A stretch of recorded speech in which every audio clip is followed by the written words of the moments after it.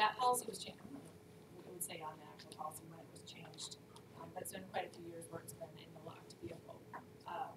The policy that's out there that's on for weapons and the Board of Regents is one that says that, you know, we're not under the state law. I don't know if you've read that, but I've got that verbiage if you guys ever want that, because I've kind of documented that, because this does come up a lot when we talk about these different things and why it's a certain way. So I have that, and that basically says that it's up to the purview of the Board of Regents level, and they've given us to have a policy in place, but they're to not have weapons on campus that are in the buildings.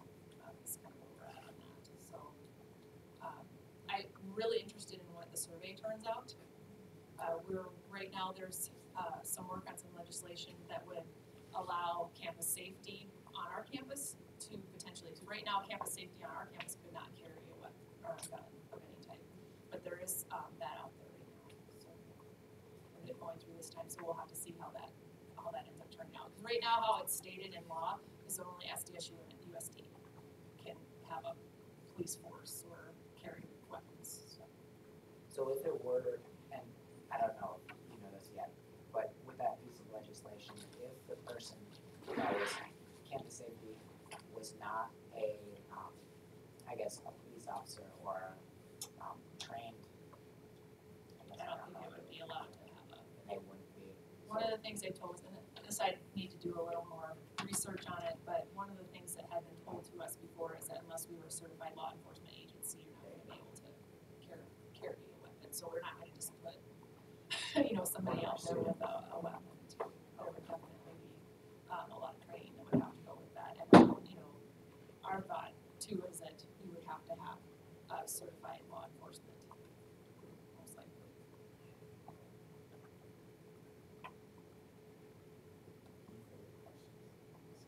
What's the current capacity of campus safety to deal with incidents, I guess?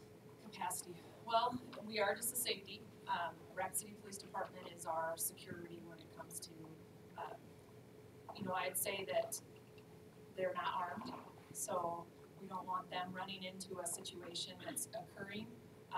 Doug Perot is a police officer in lead, and so whatever he can do in a situation, he's going to do based on his training, but again, he's not armed. So I would say a lot of it is that we are in the business of directing people to directing the police department to the scene. He's going to help as much as he can with the training that he has, and as well as he's worked out pretty hard on training all the, whether it's a student member or some of our full-time staff on all the procedures and everything that have to be completed. So do they have any like cuffs or? They do have cuffs, and they do have pepper spray for some of them. Only the ones that have specific training in those things. So, but otherwise, I mean, they can potentially detain somebody. But that's about when you don't have one, you're only going to do that. Whether, you know, you feel it's safe to do so. They have to do a lot of judgment call, which is any police officer or anybody who's doing security or safety is doing that. I think there was more questions on. One other thing we've been discussing is the alumni building is not technically part of the facilities because it's an off-campus entity, and so a lot of those questions were kind of between with construction going on and everything like that. Yep. Sure everything is basic, but I just wanted to clarify that. Yeah, and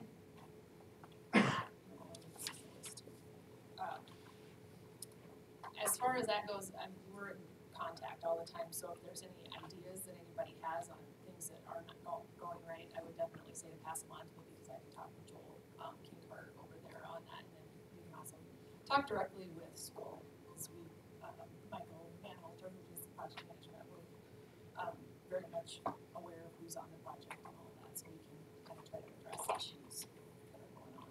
So, is there any specific type issue? I know one issue or discussion point was that there was a lot of construction noise early in the morning. Oh, okay. Okay, I had not heard that yet, so. Potentially having. What time are they? Yeah, I'm sure. I'm not sure. I'm sure they probably have like a 7 a.m. start. Probably somewhere I know that a lot of the kids that were complaining from sports and they really like doing, and then so they're like, so they want to come back from practice or something. Well,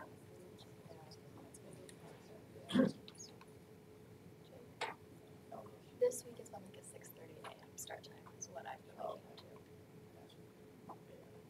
And it's loud, it's like, it's really loud. well, and when they get all that steel in there and get that, it'll get better. So, I mean, they have to have that kind of closed up a little bit, so that'll definitely help things out. It looks like they're doing pretty good over there, so hopefully that'll get better soon. Hold on, it's not gonna stay this way. One of the other things you had on the list too was there anything else on your list? Oh, shit. Well, I was just gonna say that another problem that I hear on that construction is that blockage of the pathway between that rocker one and that is a big problem. Because then I heard kids complaining that they're afraid that they're gonna fall down the hill when they walk around, like to get to class or rocker two, because it gets really icy and it's like on that grass hill to go down. Because a lot of people cut through there. It's like Okay. I've heard. By the Newman Center? Okay.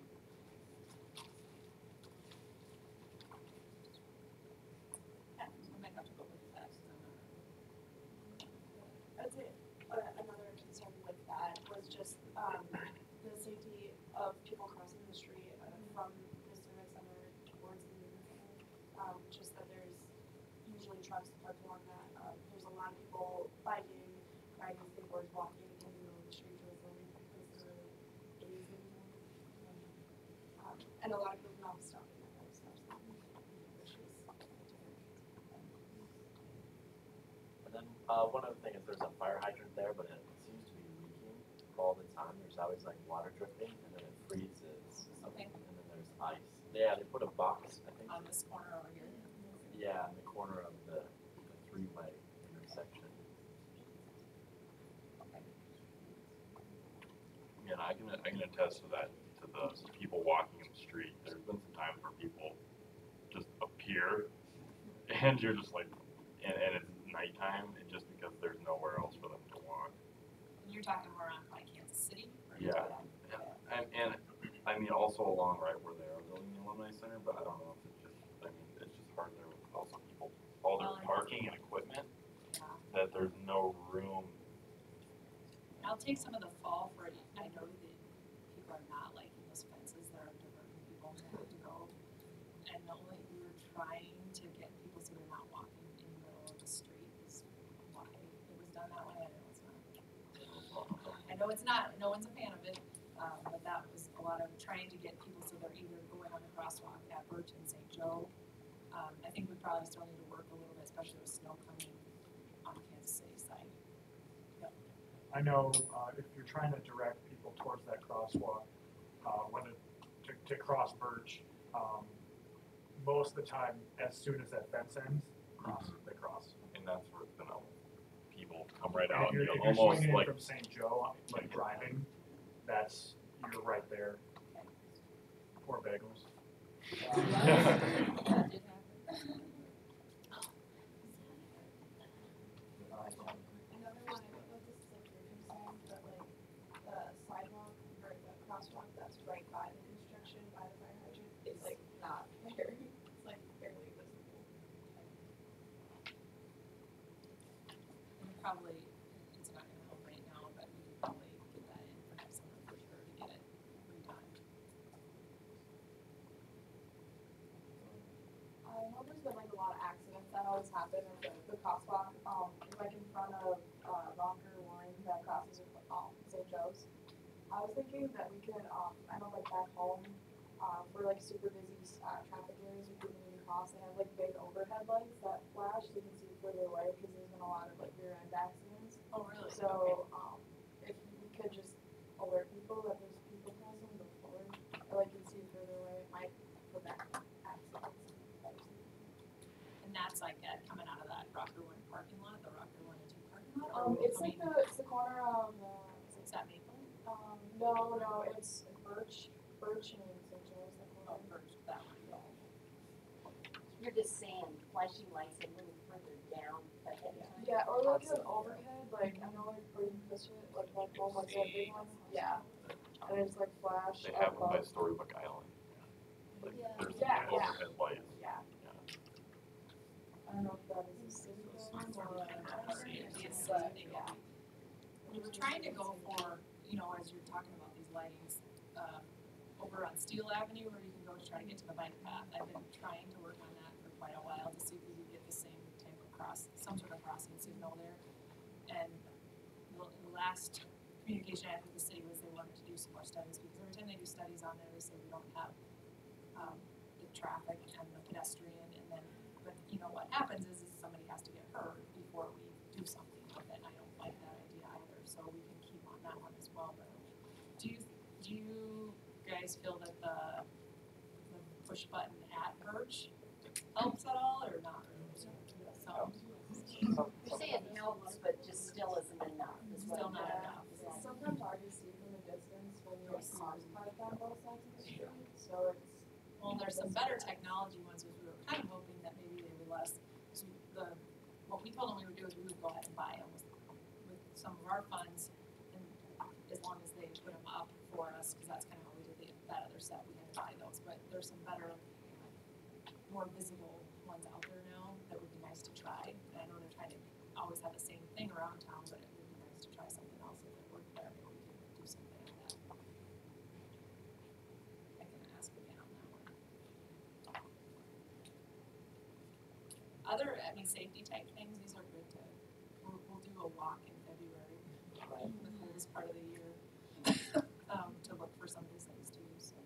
I have another question. It's Sure. not specifically safety related, but it's some fellow students, they were wondering if they could park like in the parking area at the old gas station that went out of business. Is that, I mean, it's not really your jurisdiction, but do you know if that's possible to park there? I think they're working, I was actually gonna reach out on that today because it looks like, I don't know if they're working on tearing it down or what they're doing at this point. I know that's, I need to find out. Because I don't know for sure either. So, I'll reach out on that and just see if I can, I think the reason they don't want them parking over there is because they are doing a little bit of work over there, so. And it wouldn't be part of the school either, so. Yeah. Caitlin, did you have a dorm security question from the backlog? Yes, so there's been some reasons with just security norms, we've been kind of talking to them. I was on, is it about that maintenance and? That was one Okay. of them, yeah, that's something an issue. Another thing that was been brought to my ear later on was, a lot of bikes being stolen as a councilor. If there could be a camera put in, like at the bike rack kind of area, or something of that sort. And then I know just from personal experience, like a couple of years ago, it was really easy to just open the door to Placer.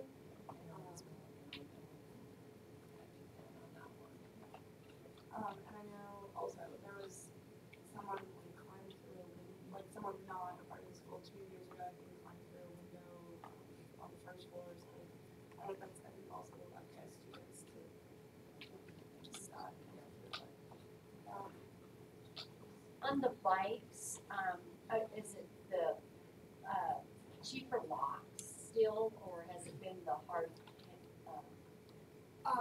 They were using the cord that goes around and locks that, so they just cut the cord into the Yeah. bike.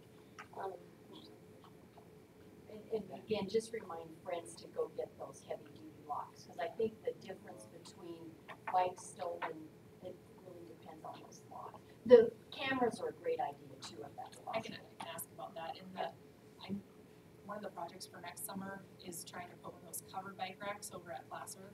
I don't think that necessarily helps this issue, but it might make it a little bit, because you're kind of in an area instead of just out open. I don't know if that makes any difference. I think it works. I'm not sure on that, but that's something that's coming. So. I think the covered bike thing would be good too, because I know that a problem at Plaza too is that there's not enough room on the bike racks. You can put it up on the thing and Then it may be Yeah. easier to get And- away. yeah. Okay, so that's good.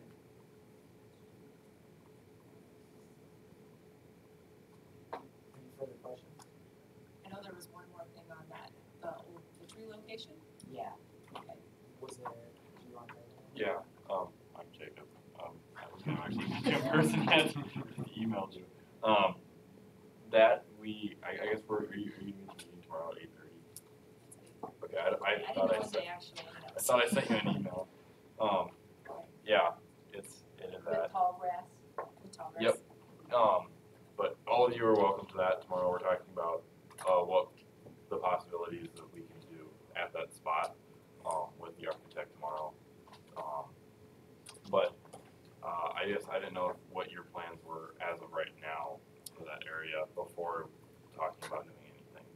So one of the things that Tallgrass is looking at is trying to clean up, there's a lot of sidewalks going in through there and trying to clean that up a little bit. And we have a lot of cracked sidewalks in that area, so it would be doing some of that. There's not irrigation next to McLaury, so we would, work on some of that. It all comes back to how much funds we end up having when we're doing it. But, while you're already doing it, this is our one chance for a while to do something in that area. So if it's even something that we can plan for instance, if you want to put the digital sign, I heard that was one idea. If we can get the electrical in the ground so that it's there, and then we do that later, or however we do that, great planning on this. So I like that you guys are already involved in it now, because we'll be working on kind of fine tuning all of the plans starting in January for that building. And I think that was the plan that was talked about is if we can at least have a foundation or something ready, we can design off of that. Yep. And go from there. Yep, and we can definitely work on it. I didn't have anything except for trying to make that area a little bit better looking, and I really loved that tree. This was sad that it had to come down, but luckily we did take it down when we did because there was a lot of hollow branches up above, so it could have had disaster. So, Yeah, 8:30 tomorrow at the tree still. at the trees, not for Yeah. sale. And And I'm apologize if I guess no, I I'm thought you sure were you on that probably email. did. I saw some emails going back and forth about Friday, but I was thinking it was next week. And I just forwarded it. Okay, thank you. 8:30 should be fine. And that's looking to, the real renovation with that is in 2020, correct? Starting 2019, December 2019. Okay. And so And it'd be that's a that great, following summer is when you start seeing something outside for the finishing up the project. and so for those of you who are gonna graduate in 2020, who's that? So that could be a potential class project to tie in with all this, so keep that in mind. Any more questions?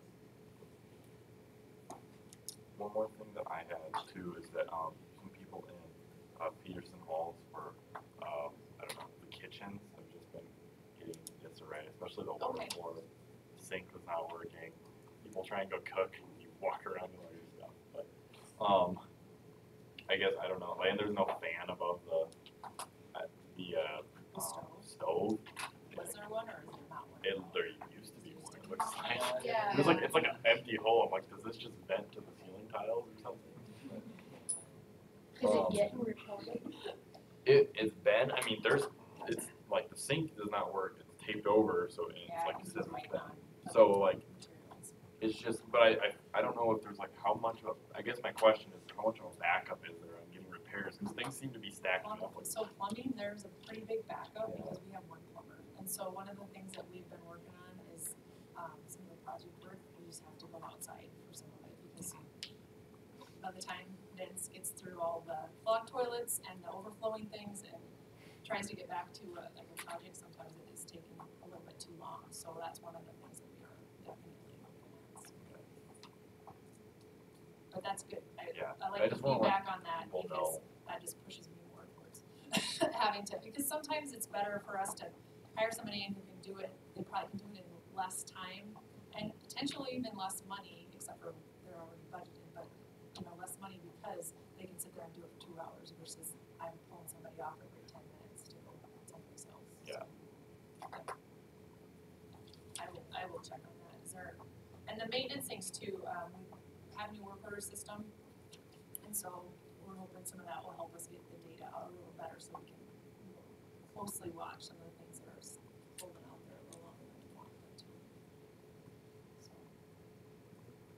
are you able to see a timeline of how far back like projects are then or at this point? If people are asking. Yeah, you can see when their requests are put in and where we're at, and kind of look at the over 30 days thing. You know how many you have right now? You know, yeah, I can see exactly how many work orders are out there. Yep. We're in transition from the old system to the new system, and so everything's going into the new system right now. So, Okay. I'm hoping by January 1 we'll really be able to see exactly where we're at, Okay. because it will give it a little time to a break. But we're close. Everything right now is going in the new system. So. Okay. And that's another thing we're trying to work with Residents Life on. We're hoping maybe we can get a better system, because right now they have to put it into a fix-it system, and then it goes into our work order system, which is a way for something to get lost. So we can get it routed in our system, get it approved by a hall director, and then through us, then it would hopefully speed that process and also make it so it's a little, things don't get missed. So if students can see like oh, there's 100 things in right now. Maybe Yeah. we'll be a little more forgiving on how many projects. It's like some people get upset about things. They're like, Yeah, Thanks. well, and we also, though, we put a priority on the residence halls because that's where you guys live. Yeah. So when things are behind on that, we want to get on that. So I'll go back and look and see where we're at on that and why. It sounds to me like parts order, and I seem to remember something about a faucet too for over there. So I think I might have seen something that I signed today. So thank you.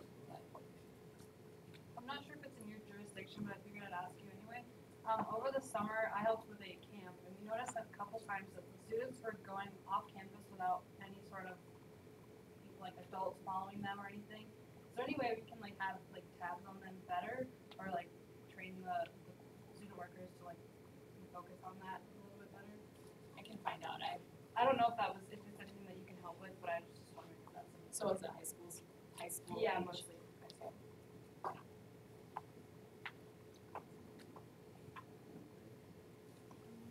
So a couple of summers ago, there was a fire on the hill or whatever, and I was on campus at the time and staying in summer class. I was in lab, and I came out, and all of a sudden I just saw a bunch of news reporters and stuff. What the heck? And then I look over, and I just see the big fire, and I was like, oh. And I was wondering what kind of notification system goes down for there, because that was kind of alarming to me. Oh, my campus is on fire, and I had no idea. So. We had a lot of talk on that situation due to the fact myself and another person were on a plane when that was going on, and so we were not accessible to anybody. But we have looked at that a little bit. But normally, the emergency type situation, that campus alert system is going to be used. That particular one, probably we needed more notification out, is what we came out of it with. But they had it under control. But it's hard to see that when thing is still, and so I completely get where you're coming from on that. So it's a good point though, and probably something that we continue to look at. But we've done a couple different after actions on that one.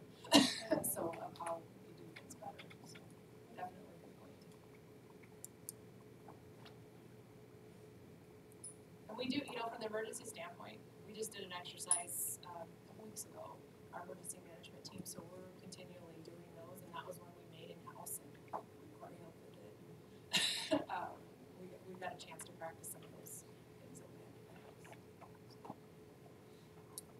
Anything else? They're probably ready to go. Well, thank you so much for coming in.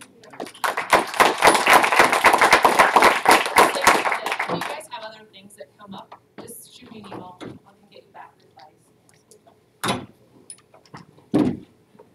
All right, yeah, you guys are up, environmental, water, resource institute.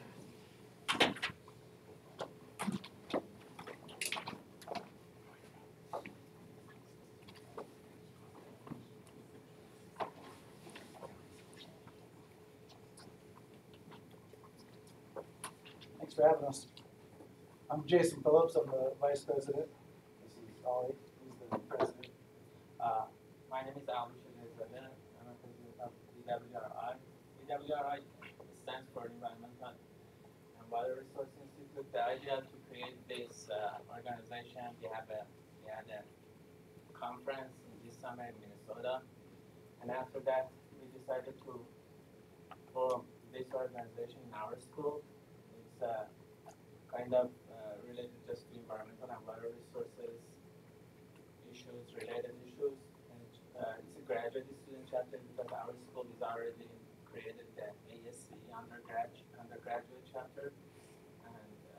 And the rule says if there is undergraduate student, we just can't go with the graduate student chapter EWRI.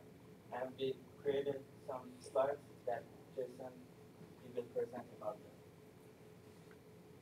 So we're going to talk a little bit about what EWRI is, the benefits of the student chapter, the importance of it, and then who can be members of the chapter.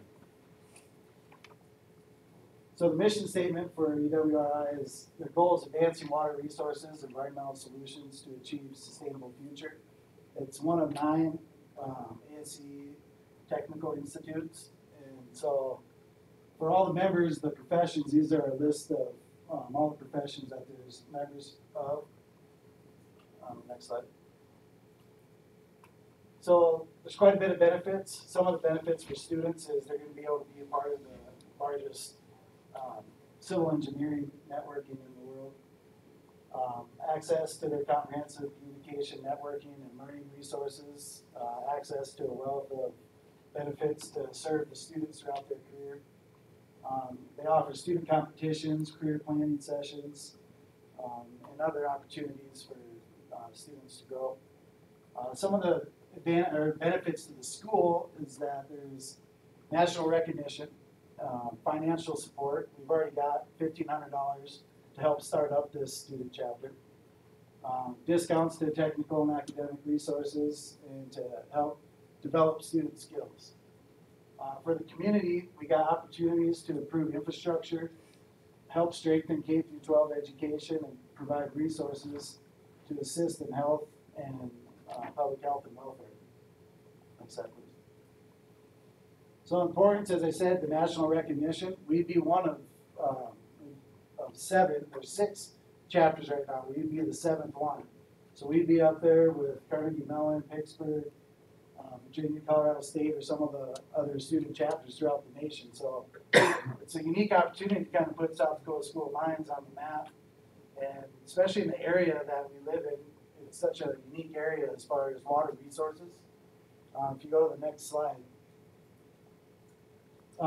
Miniwachoni, that's a Lakota word for water is life, right? So we all need water, and everything needs it to survive, and so it's important. So the bigger important picture is not just the student chapter, but we live in an area, a semi-arid area that has a lot of aquifers and access to a lot of available clean drinking water. And so we'd be starting this kind of the center of a student chapter to help provide this networking and help protect our water resources. So 70% of the earth is covered by water, right? But only 3% is available for fresh water. And of that 3%, only 0.4% is available through groundwater or surface water. And if you look at just the surface water, there's 0.01% readily available to us. So protecting our water resources is a critical and very important issue. And the student chapter is going to help kind of create the framework for our school to be a leader in doing that. So as far as memberships, anybody can be a member. Undergraduates, graduates, no matter what department. They could all be, they're eligible to be a voting member and contribute and stuff. And we want to address that as one of the questions that we got feedback from as far as the Constitution and stuff was there. So next slide. So we talked a little bit about who we are, what EWRI does, benefits, the importance of it, and who can be members. We want to thank you guys for your time and letting us present to have this opportunity to become a student chapter. So we want to open it up to you guys for questions and feedbacks, and let us know what we need to do to become a student chapter. So thank you for addressing the fact that all members can be involved in voting. What's the purpose then of calling it a graduate student chapter? Like specifying that if it is open to all students? That's a great question. I don't know. So ASCE is kind of the umbrella of the organization, and EWRI is like a kind of a subgroup of ASC. So there's already, undergraduate chapter of that. And so to have it be a graduate chapter is kind of the next step for more specialized funding. So now we can get funding to bring in speakers, to help fund graduate students, to go present their work, to help get published. And so kind of the funding is for graduate students and their work.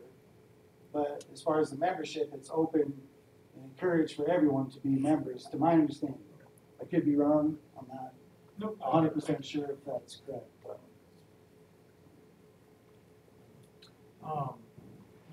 You made it sound like you're nationally funded. Is that the umbrella? You're funded through that umbrella. Is that what you're saying? It's a national organization, and so we would be a student chapter for our region or for our school. But yeah, it's nationally a national organization that would get funding. So we got $1,500 to start up, and then I think we get $750 for after that, and then there's the opportunity to apply for other funding sources and avenues to publish papers, help get funding to help publish those papers, and go on trips and stuff like that through applying through grants. You still have to do a proposal and stuff like that, but it's kind of a funding mechanism, I guess, to get student chapters established and kind of spread their mission, I guess. Are there dues involved? Do you have to pay dues? No. And if I want to add something, we already went through their process and they accepted us as a student chapter to create. And because of that, they gave us that funding. And based on we did some budget justification or some requirements for the WRI, we already passed those steps. And now they got the funding to start the organization here. And this is the what. You said in one of your benefits to improve community infrastructure. Was there any projects that you guys were thinking about working on? I have a lot. Yeah, a lot.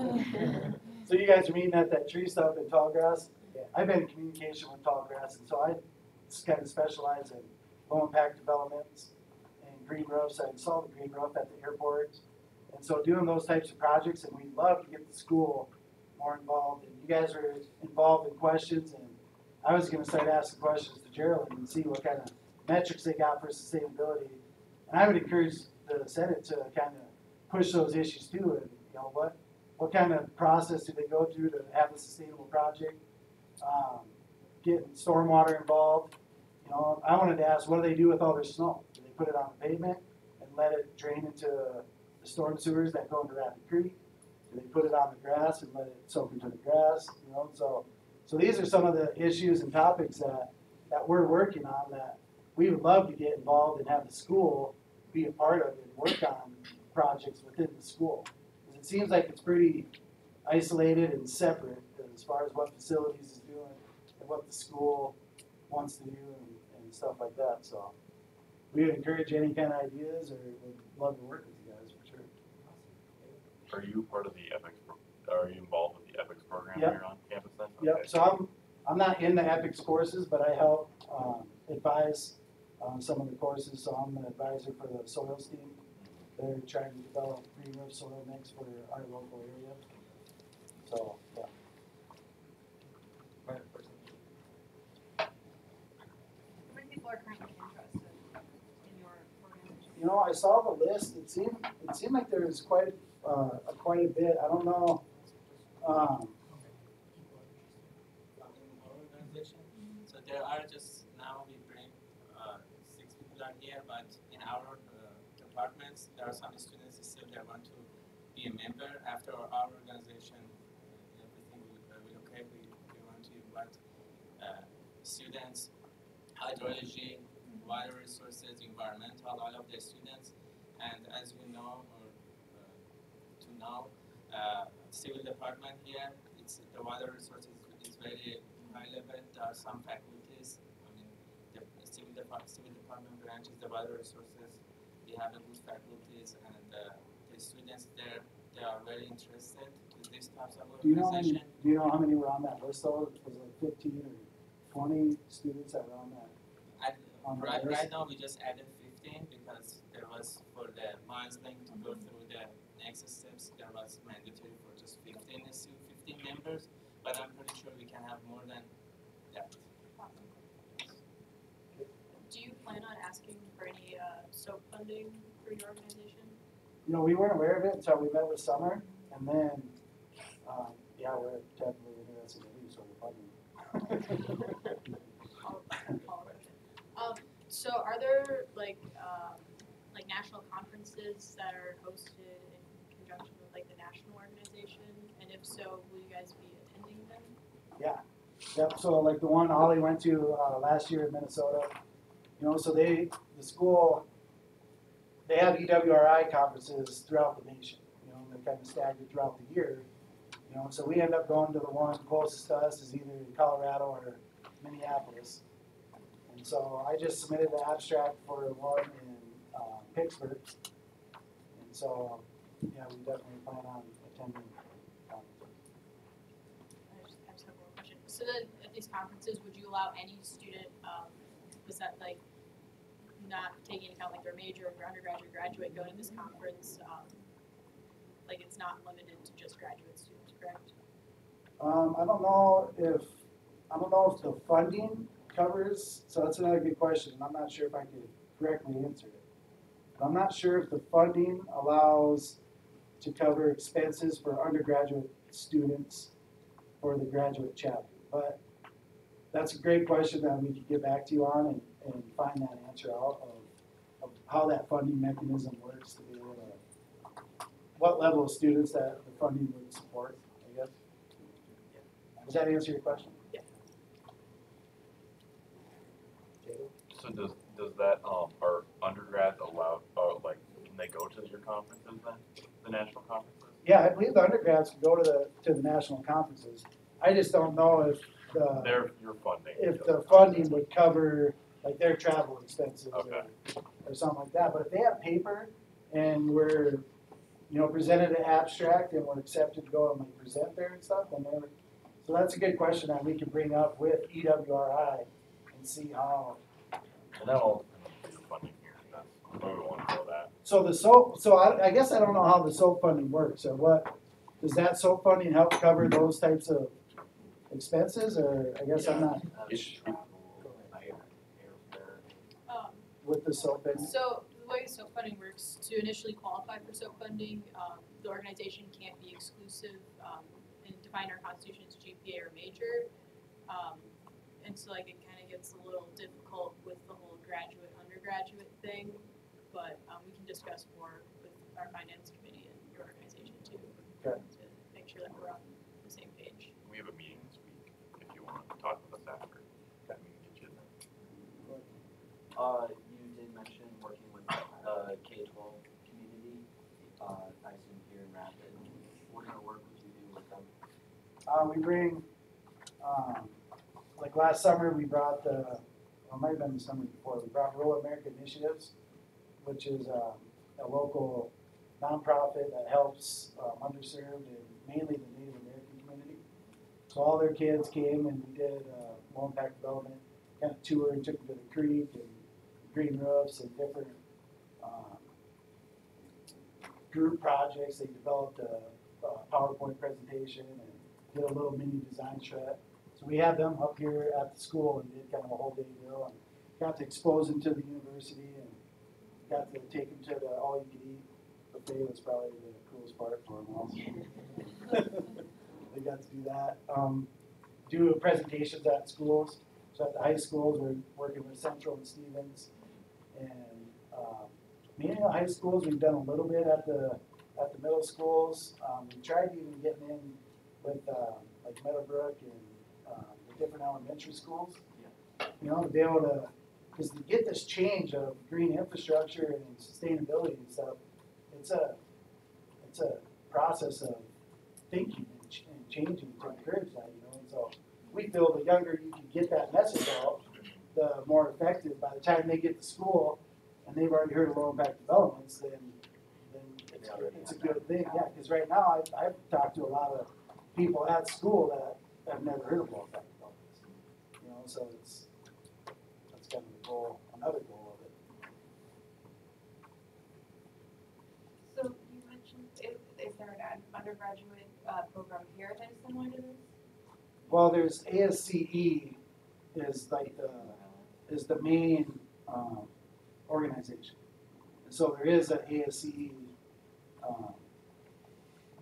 chapter. I guess I don't know if it's a student chapter or if it's just ASCE that students can be a member of. So students can be a member of it for free. And so, but I don't know if they hold, is it a chapter where they hold meetings and It's stuff? just ASC, but it's more involved with the structural engineering. And when we wanted to create this, because already this group, this organization was here in our school, and the rules of ASC says if ASC is already there, you just can't create the graduate student chapter.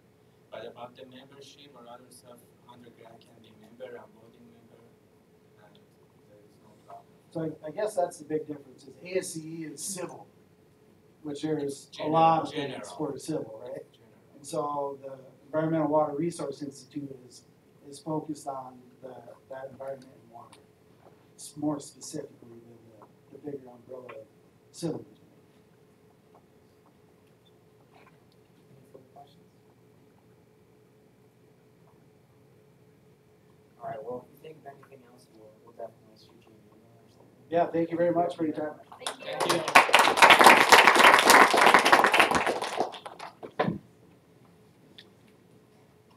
He was your faculty advisor. Dr. Dr. Souza. Oh, I'm just with the student. right. Sorry we had so many senators. There's a test at 6, so everybody was jumping out. Okay, well, I guess we'll move on to unfinished business. We have resolution 18F011, attendance accountability. So representative from here, from our group. So I wonder if that was.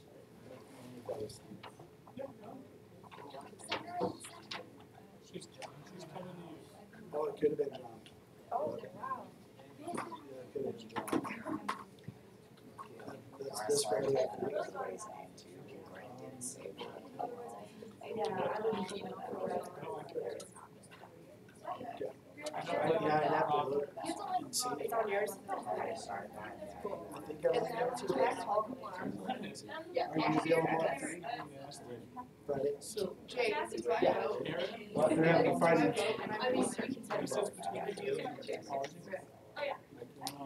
Okay, resolution 18F011, You have a 14th November 2018, originated by, thank you. Here, let me pull it up. keep coming, you guys. Yeah, thanks for having me. It's open now.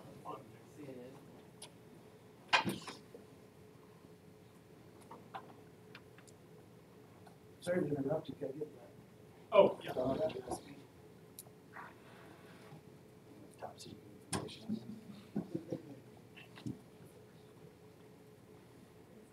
It should be music in the current meeting folder.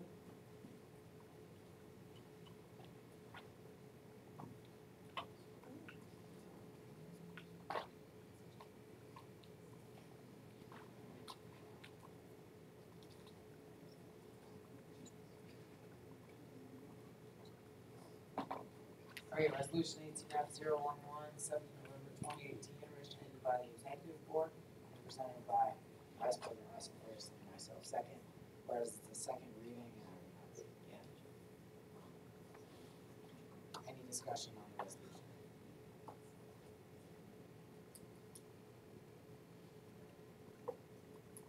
Senator Campbell, Seeing no discussion, I move to approve. there's been a motion on the floor. Seconded by Senator Knott.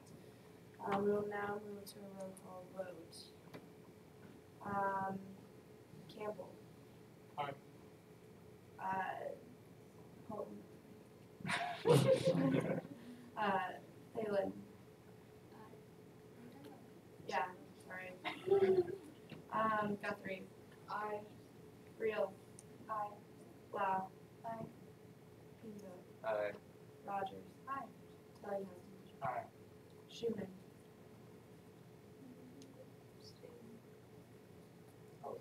I'm sorry. Okay. Grant took half of the voting, Yeah. so. I'm doing this.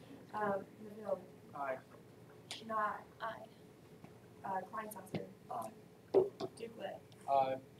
West. Aye. Grothy. Aye. Dolly. Aye. B. Aye. Sorry. Sharma. Aye. Penny. Aye.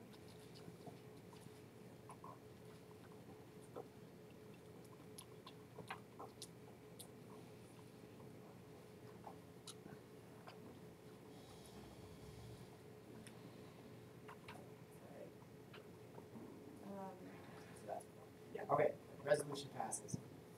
Moving on, we've got resolution 18F012, Environmental Water Resource Institute. Alright, Overfill and Russell, resolution number 18F012, originated the 14th of November 2018.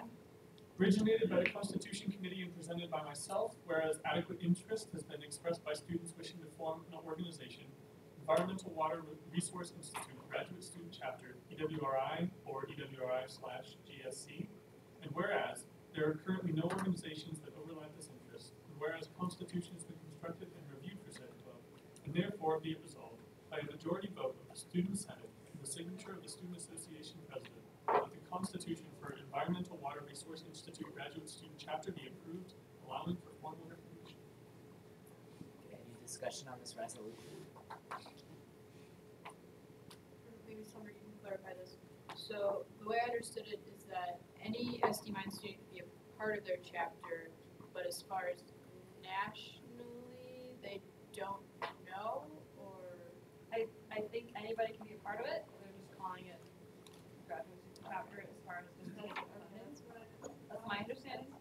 I was also gonna ask you if that was. Senator Campbell? From what I understand, anyone can be a part. From a national standpoint, they also offer graduate funding, and obviously graduate funding, because of the nature of that funding, is only for graduate students, but that doesn't mean that the chapter would nationally, see them as a member. They just wouldn't be eligible for that type of funding. Do we have any other organizations that are like that on campus? I can't speak specifically for one, but my guess is there are other chapters whose nationals offer certain scholarships or whatever for a specific subset of their members, and so I don't think that that would be unique. My question would be on being discriminatory on major. I'm assuming that they're not. I think they even stated that. Yeah. Anybody, Julie? They're not umbrella under ASD on campus though, correct? That was my biggest concern. And I would just add, a lot of this came because they received this funding to start this, and so when they came to visit with me earlier in the semester, kind of advised them on obviously how to start the group, but I also asked them to go and visit with ASCE, and then I had given Elizabeth Larson kind of a heads up with what they were looking at, just to make sure with what their goals were, wasn't something that the current ASCE chapter could help them. So I will make the assumption that they had that meeting and visit with them, and this was what came out of that to start their own.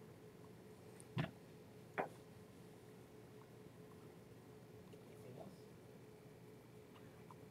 All right, we'll see you next week. Moving on, we got resolution 18F013. Overfill the Russell resolution 18F013, 14th of November 2018, originated by myself, for the student federation.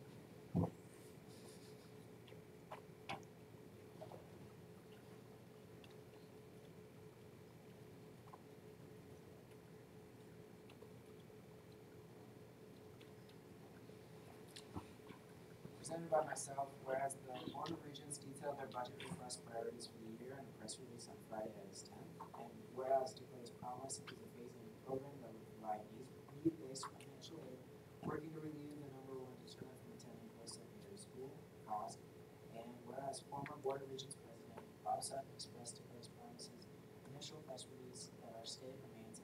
bottom when it comes to state-funded scholarship programs, as we are the only state in the nation without a statewide needs-based scholarship program. And whereas competitive faculty salaries help recruit and retain high-caliber instructors for our state institutions, giving increased value to an SD board, institution, degree, and strong resources to South Dakota schools and economy. And whereas public universities play a critical role in filling South Dakota's growing workforce, as a college degree is increasingly sought by employers and a catalyst for economic opportunity.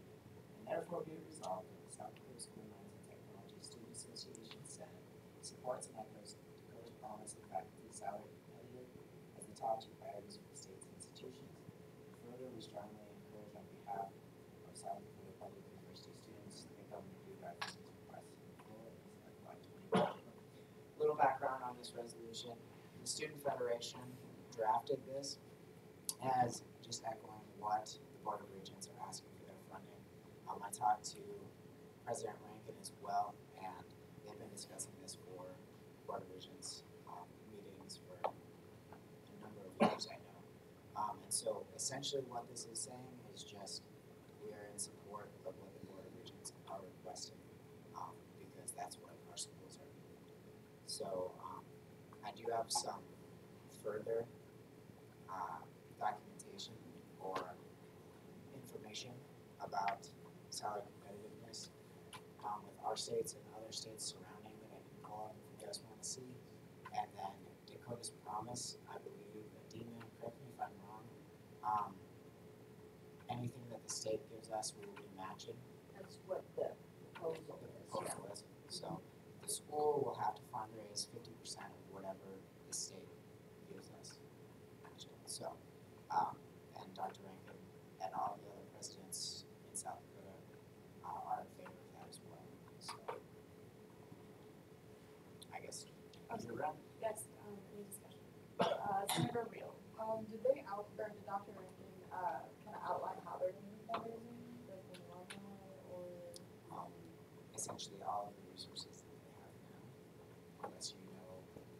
Yeah, it'd be through the foundation and fundraising efforts. Okay, how are they like, is there like any metrics on that? Are they like just extrapolating their current stuff they have now and just expecting it to go?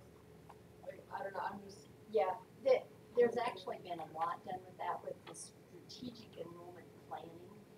But there's been conversations with the president and the foundation, and they've asked for a lot more scholarship for students, and it would be on a 4-year program, and so this would all just be a part of that package.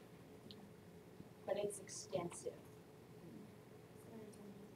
So basically, this is us as a student federation just saying that the student federation supports that DuGard hopefully would budget for this in the next year.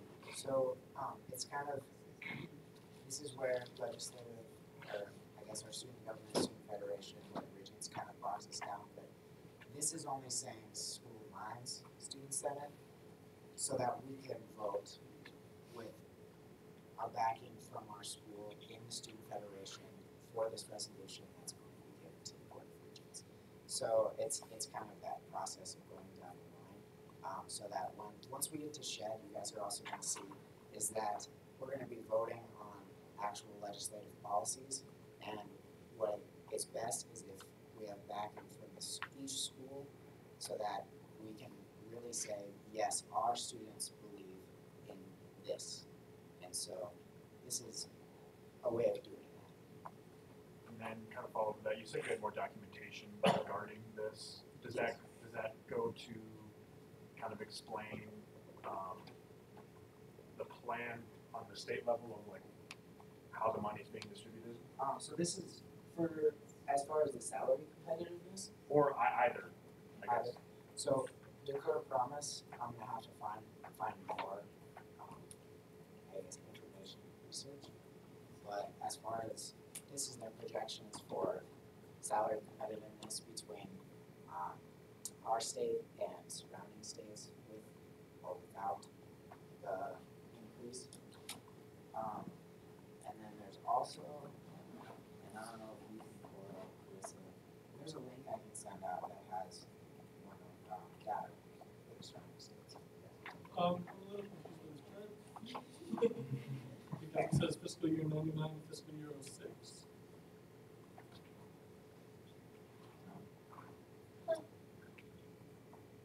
So, Yeah, so that's not correct. It's not fun, so not to do this. So would this just go to in-state, kids that are in-state, right? But, Or goes, yeah, or to go to all coming. I know this isn't really a student thing, but have the faculty been voicing their opinions about salaries? Is that something that's like, You know, that's always a concern, and it's really a concern in South Dakota. Salaries are lower, and so they're always looking for that and appreciative of any salary competitive programs that can come in. It's big on faculty, staff morale, and retention. is there any other discussion? Is our retention low recently? What in terms of this? You know, that's a great question, and honestly, we talk about it a lot. It isn't low. It's just we're wanting to increase retention, and we're not moving the needle, and that's the issue.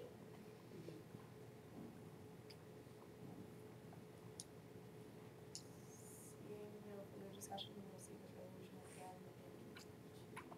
oh yeah. Okay. Next on the agenda, we've got open discussion. Are there any items for open discussion? I just have a question. So I've heard students voice concerns about the marker boards in the classroom building lecture halls. I don't know if they're anywhere else on campus, but I know they're new this year, and I have classes in there. And I know particularly colorblind students can't read them, and then I know I have a hard time reading them in general. I don't know if anybody else has noticed this, but I just kind of want to know if there's any other concerns with this.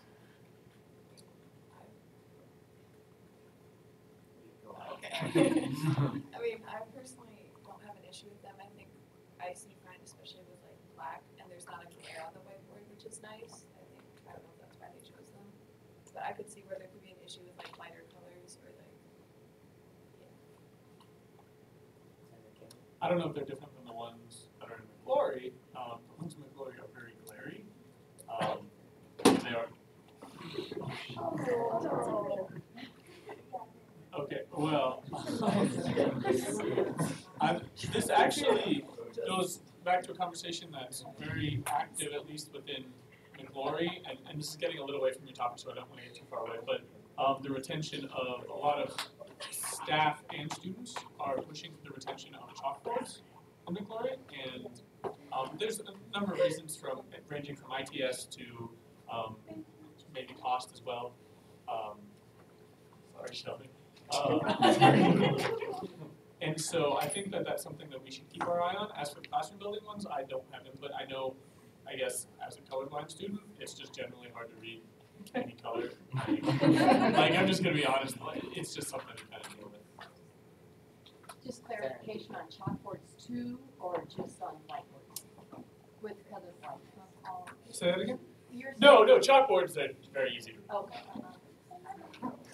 I actually had a discussion with a professor before our class, and she said that they don't get new chalkboards anymore because you have to import like really big chalkboards from Italy, and that's obviously not cheap because they're really big and fragile. And Italy is pretty far away, so that's why they're moving to chalkboards. And I know they've been like testing different chalkboard or different whiteboards, and they're very hit or miss. But I think they're still looking to get like better whiteboards than what they have now.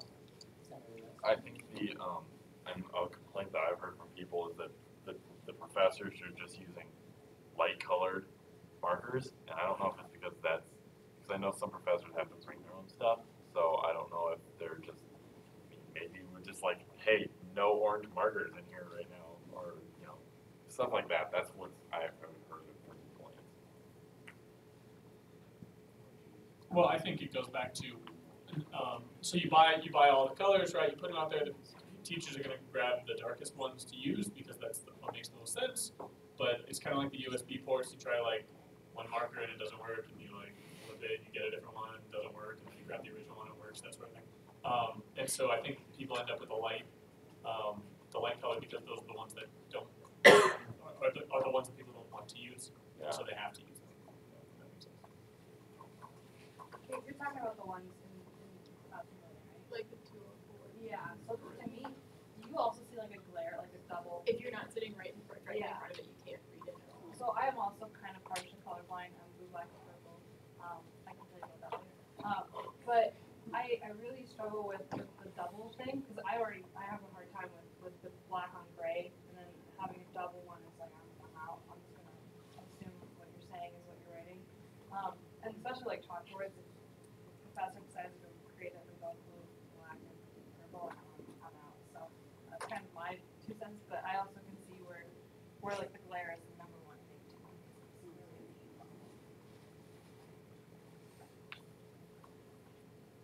Could a glare problem in that lecture hall be fixed simply by a lighting change? It's not like a lighting glare, it's like a dual, like when you put your hand on a mirror and you see like the little bit between it. I have a different thing with this. Can I just say something on that? Geraldine Roberts and then Deb Beaner have really worked on this. So email feedback to them would probably be helpful and appreciated. I don't know who's going to do that.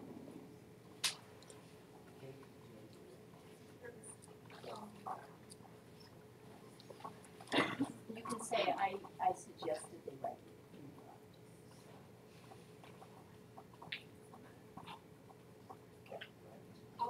I know I've been talking, like, as a freshman, when, like, the first round of finals came around, I had, like, no idea you could, like, reschedule a test for year 3 on the same day. And I actually was talking to the freshmen the other day, and they're like, oh, I have, like, 3 finals on the same day. I'm like, oh, you can actually move that. And they're like, what?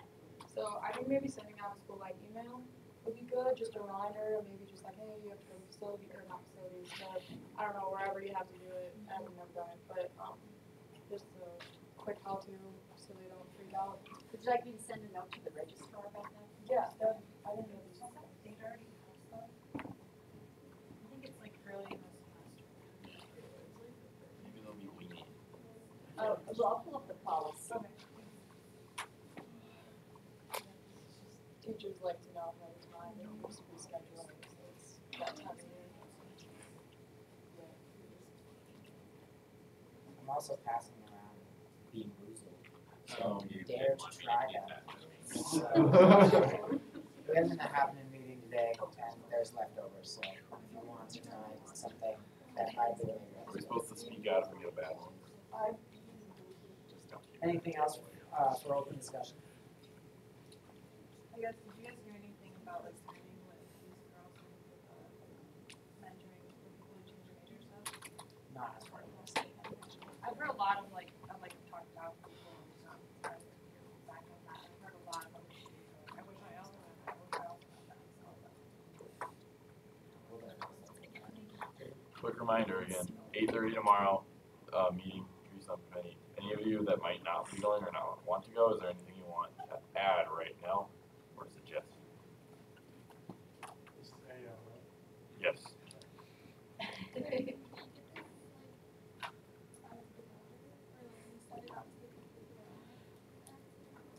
Yeah, I can have, can you add something to the calendar? Yes, I can do I know, like, if you just email it to people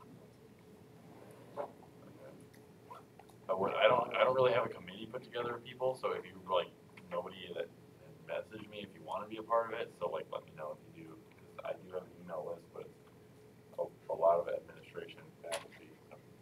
And Josh is kind of bad at being. Good stuff.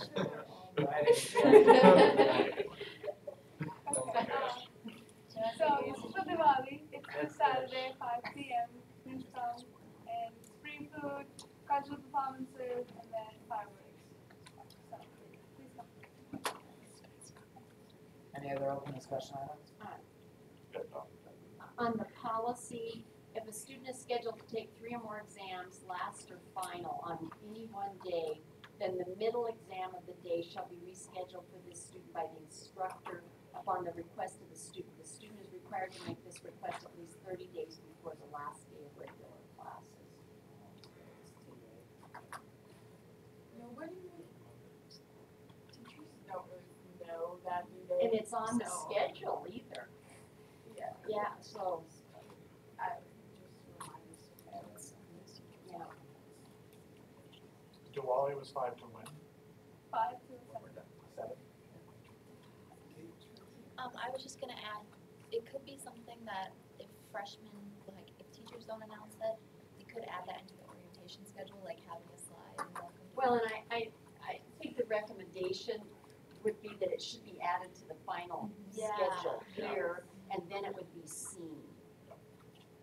So it's disappointing that's not on here.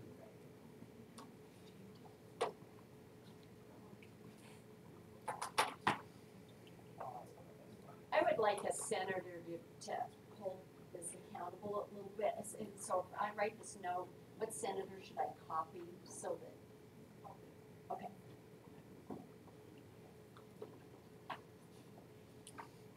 Alright, any other open discussion items? Once, twice? Wait, CFO's report. Alright, we did not meet today because I had a scheduling issue on my end. So I food poisoned myself yesterday, so I need to reschedule some things for today. So we'll be meeting on Friday at 3. End of report. Any questions for the finance team? What'd you eat? Any real questions for the finance